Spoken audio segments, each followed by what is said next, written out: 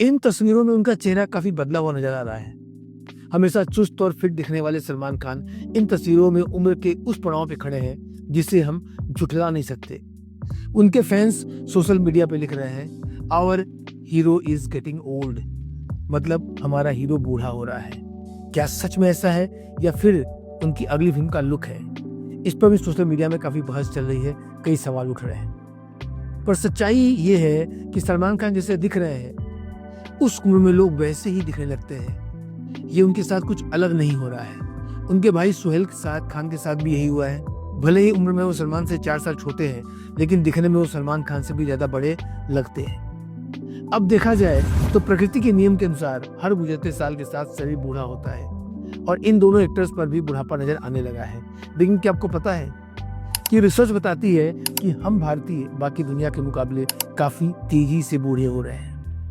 यानी ये समस्या सलमान सुहेल की नहीं है, ये समस्या देश की है। अपनी उम्र से जल्दी और अपनी उम्र से ज्यादा जेनेटिक तौर पर और मेटाबॉलिक रूप से हमारा शरीर कमजोर पड़ रहा है। इस वक्त से हम एक बात देख रहे हैं कि हम समय से पहले थक रहे हैं और गंभीर बीमारियों का शिकार बन रहे हैं। दोस्तों, आज जो वेस्टर्न कंट्रीज हैं उनके मुकाबले भारतीयों का शरीर अलग तरह से बर्ताव कर रहा है और ये सब इतनी खामोशी से हो रहा है जिसका हम अंदाजा भी नहीं लगा पा रहे हैं। बुढ़ापे का मतलब सिर्फ चेहरे पर झुर्रियां आना या बालों का सफेद होना नहीं है।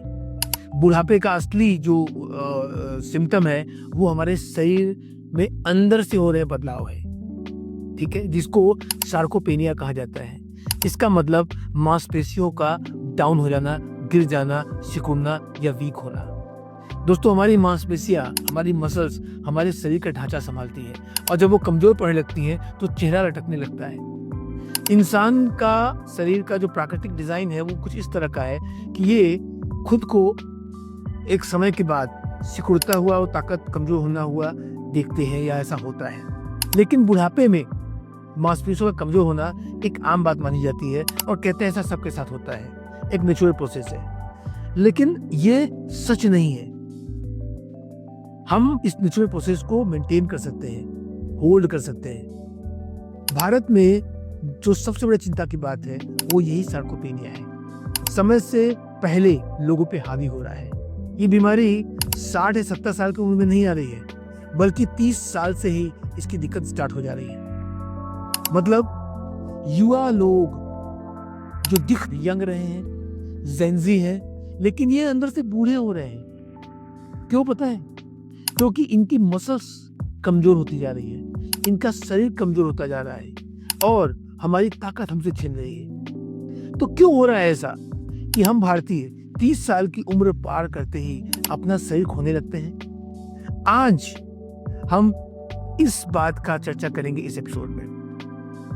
मेडिकल साइंस के अनुसार एक आम इंसान हर 10 साल में अपनी कुल मांसपेशियों का 3 से 8% हिस्सा खो देता है और रोजमर्रा की जिंदगी में शरीर में ये जो बदलाव है हमें पता नहीं चलता, लेकिन हकीकत में अंदर ही अंदर हमारी ताकत लगातार कम होती जाती है। जब कोई व्यक्ति 60 की उम्र पार करता है तो इस शारीरिक नुकसान बहुत तेज हो जाता है और उस उम्र में 10 साल में ही मांसपेशियों का गिरना 15 से 20%, 25% तक पहुंच जाता है।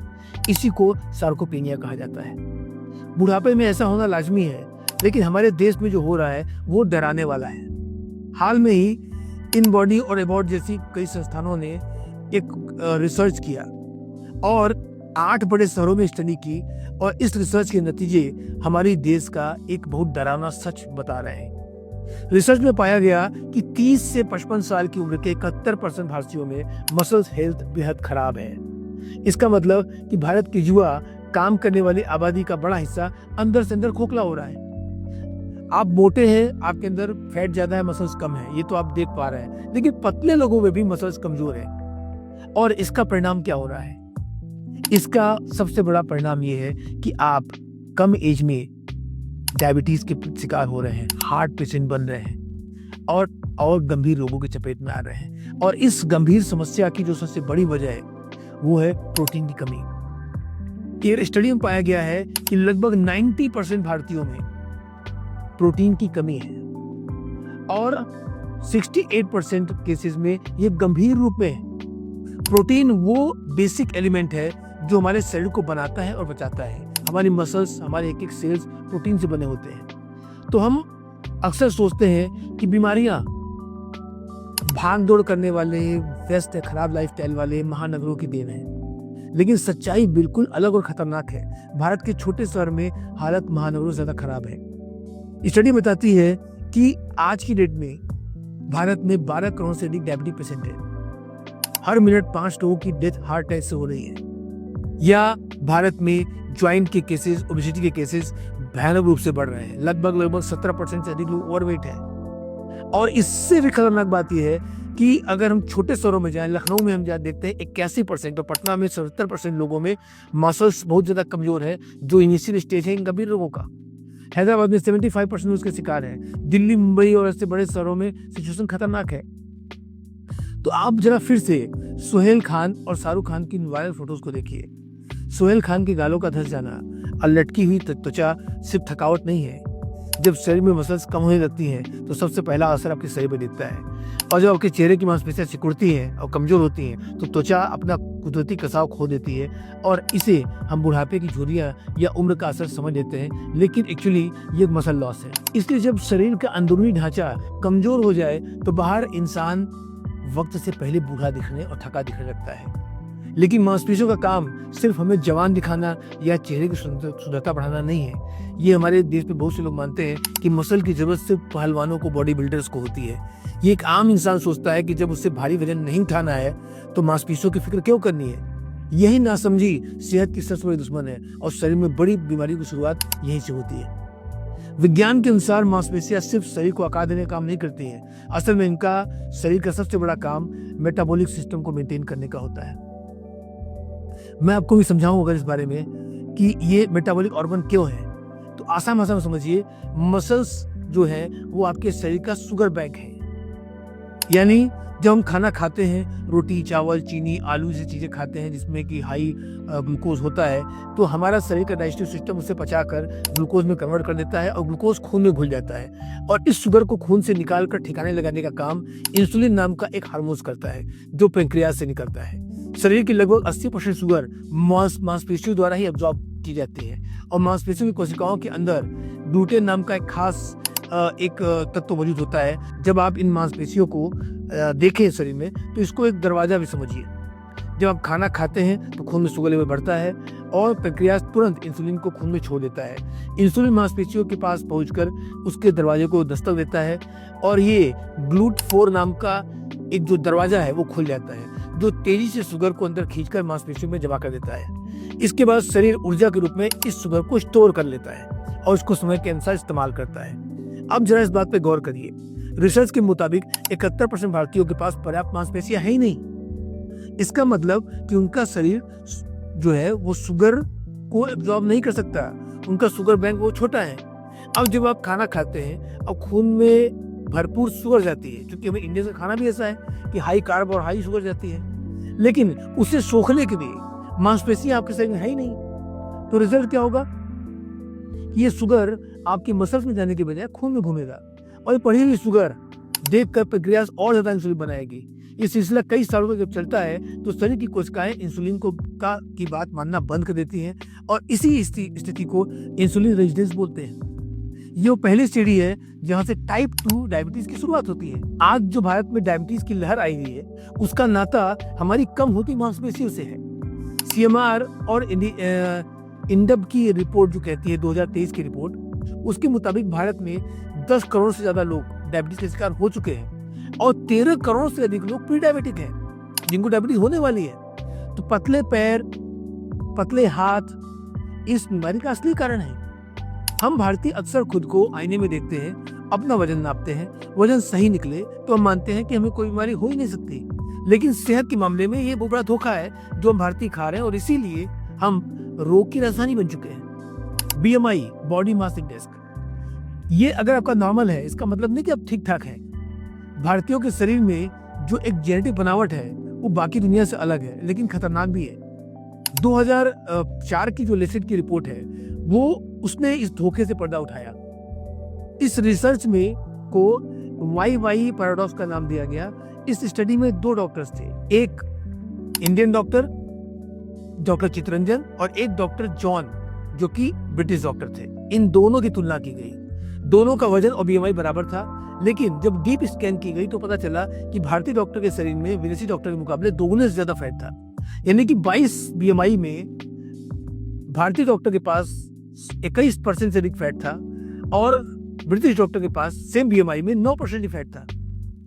अब मेडिकल साइंस में इस बनावट को थिन फैट कहते हैं, थिन फैट इंडियन प्रोटाइप कहते हैं। इसका मतलब है कि हम बाहर से एकदम स्लिम और पतले दिखते हैं, लेकिन हमारे अंदर पूरी फैट जमा होती है।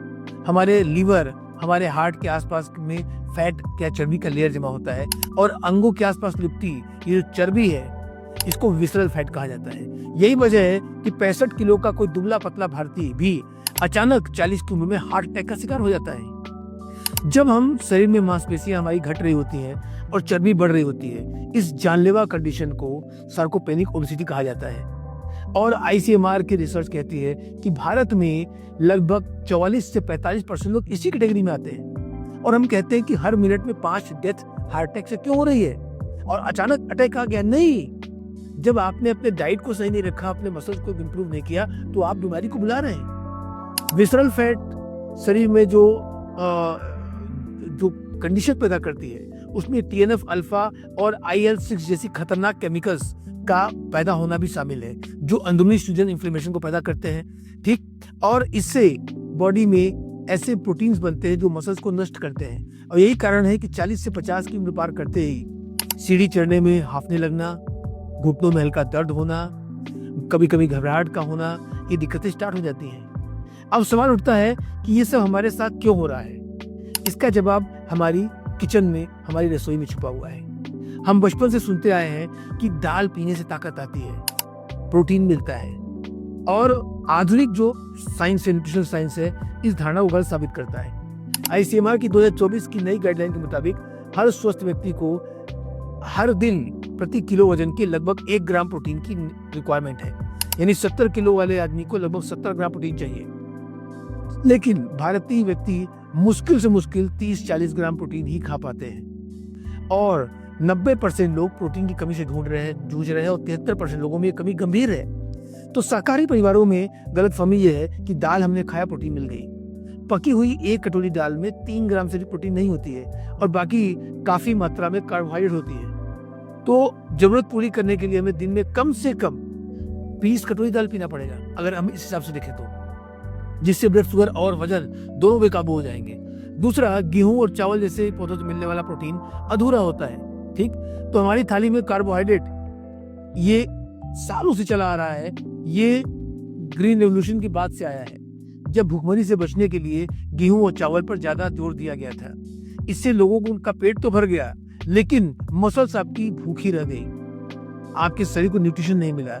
इस नुकसान की भरपाई मुमकिन है, संभव है। आईसीएमआर ने 2024 में एक डाइट गाइडलाइन जारी की है, जिसमें भारत में रोटी चावल को कम करके दाल, दूध और दही को बढ़ाने के लिए कहा गया है। बीएमआई के बजाय कमर की चौड़ाई यानी वेस्ट सर्कुलेशन को नापना चाहिए। पुरुषों के लिए ये मैक्सिमम 90 सेंटीमीटर और महिलाओं के लिए 80 सेंटीमीटर से कम होना चाहिए। व्यक्तिगत तौर पर आप अपने नाश्ते, दोपहर और रात के खाने में 15 से 20 ग्राम कम से कम हाई क्वालिटी प्रोटीन, जिसमें पनीर, सोया, दही, या अगर आप नॉनवेज तो अंडा वगैरह ले सकते हैं। नॉर्मली मैं एज ए डॉक्टर नॉनवेज को रिकमेंड नहीं करता हूँ, लेकिन ये चीज़ों का बॉडी को रिक्वायरमेंट है, तो आप अंडे का के साथ अगर नॉनवेज है तो चिकन भी ले सकते हैं। दूसरी तरफ सुबह के अगर आप एक्सरसाइज में पार्क में टहलना ही काफ़ी समझते हैं, तो ये गलत है। ये सिर्फ आपकी कार्डियो एक्सरसाइज, आपके हार्ट हेल्थ के लिए अच्छा है, लेकिन मसल्स को बचाने के लिए आपको स्ट्रेंथ ट्रेनिंग करनी होगी। स्ट्रेंथ ट्रेनिंग मतलब वेट उठाना, ताकि मसल्स में रेजिस्टेंस पैदा हो, मसल्स आपकी ब्रेक हो और नई मसल्स बने। वजन उठाने से आपको GLUT4 है, ये बिना इंसुलिन के भी तेजी से शुगर एब्जॉर्ब करने लगता है। तो भारत में महिलाओं की मसल हेल्थ पुरुषों से खराब है। ये कंडीशन और खतरनाक है। 30 की उम्र में मेनोपॉज हो जाना और उसके बाद एस्ट्रोजन तेजी से घटने लगना, मसल्स और हड्डियां कमजोर हो जाना, और इसलिए महिलाओं की स्थिति भारत में बहुत ज्यादा बदतर है। महिलाओं को जिम जाने और वजन उठाने से नहीं डरना चाहिए। तेजी से आते बुढ़ापे को कोई हम जेनेटिक सिस्टम मान के छोड़ना अच्छा नहीं है। इसको बिगड़ी हुई लाइफस्टाइल का नतीजा मानकर हम चलेंगे तो ही हमारे लिए अच्छा होगा। सही डाइट और वेट उठाना इस आदत से हम अपने आप को जवान रख सकते हैं, अपने मसल्स को स्ट्रांग रख सकते हैं। दोस्तों, ये मैसेज जो मैं आपको दे रहा हूँ, ये सिर्फ मैं आपको कुछ बातें नहीं बता रहा हूँ, इसको मैं खुद भी फॉलो करता हूँ और अपनी बढ़ती उम्र के साथ अपने आप को मेंटेन रखने के लिए मैं इन टिप्स को फॉलो करता हूँ। मैंने इसके अलावा एक वीडियो और बनाई है जिसकी लिंक मैं डिस्क्रिप्शन में दे रहा हूँ, उसमें जाएंगे तो आपको और डिटेल इन्फॉर्मेशन मिलेगी और साथ साथ ये समझ में आएगा कि कैसे हम इसको कर सकते हैं, क्या तरीके अपना सकते हैं। न्यूट्रीवेदा कॉन्सेप्ट कैसे मदद करेगा एक सामान्य व्यक्ति को हेल्दी रखने में, आज की वर्तमान कंडीशन के अकॉर्डिंग मैंने उस वीडियो में इस बारे में बताया है। तो अगर आप जानना चाहते हैं कैसे हम अपने आप को फिट रखें, स्वस्थ रखें, इस मसल्स को इम्प्रूव करने के लिए और प्रोटीन कमी को दूर करने के लिए हम क्या करें, कैसे हम जवान बने रहें, तो उस वीडियो को जरूर देखिएगा। लिंक डिस्क्रिप्शन में है। नमस्कार, धन्यवाद।